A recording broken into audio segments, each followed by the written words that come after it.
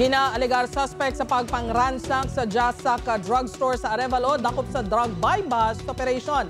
Samtang anay drug personality balik karasel matapos madakpan isa pagid ka operasyon sa Molo.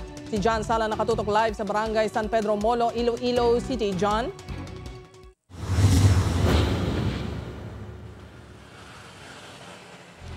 Jert, bilang kabahin sang masgid pasangkad ka atay drug campaign sang Iloilo City Police Office 2, kama dinalagon nga drug buy-bust sa ang ginpatigayon sang CDEU kag Molo Police Station.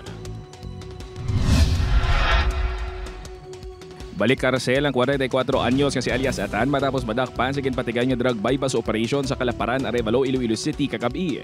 Nakuha sa sospek ang 13 ka sachet sa suspected shabu nagabugat sang 25 gramos kag nagabalor sang 170,000 pesos. Isa pagid ka granadang nakuha man sa sospek. Sa ginpatigayon ng inventory pila ka mga residente sang barangay nagpabutyag nga si alias Atan amuman ang lalaki nga nagpangransak sa Haro Archdiocesan Social Action Center Drugstore sa Arevalo sang Domingo sang kaagahon. Sino kay Iloilo City Police Office Director Colonel Joresti Coronica, ini ang igapaidalong pa sa validation.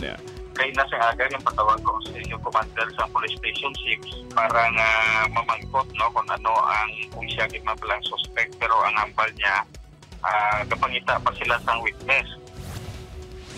Samtang wala naman nakaluwas ang subject sa drug buy-bust operation sa San Pedro Molo kahapon, kagin kilala kay alias Michael, 38 anyos, kag nakaagiman preso sa nagligan nga tuig tungod man sa ilegal nga druga.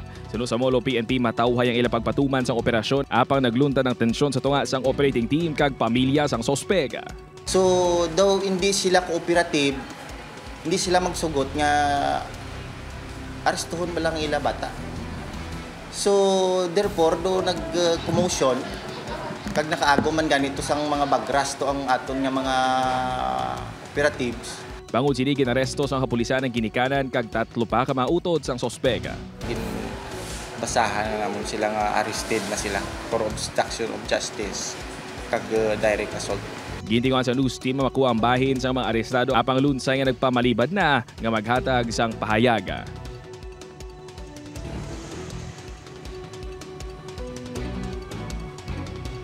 Sunod sa Arevalo Police Station, mayara na sila sa may mga na-recover nga maging pangawat sang nagapangransak sa Jasak Drugstore kag mayara man yung turnover sa ila sang pamilya sang sospek. Apang sa kumpirmasyon ko ng sospek sa pagransak kag ang subject sa drug buy-bust operation ng isa lang ka persona, wala pa naghatag sang kumpirmasyon ang hepe sang Arevalo Police Station.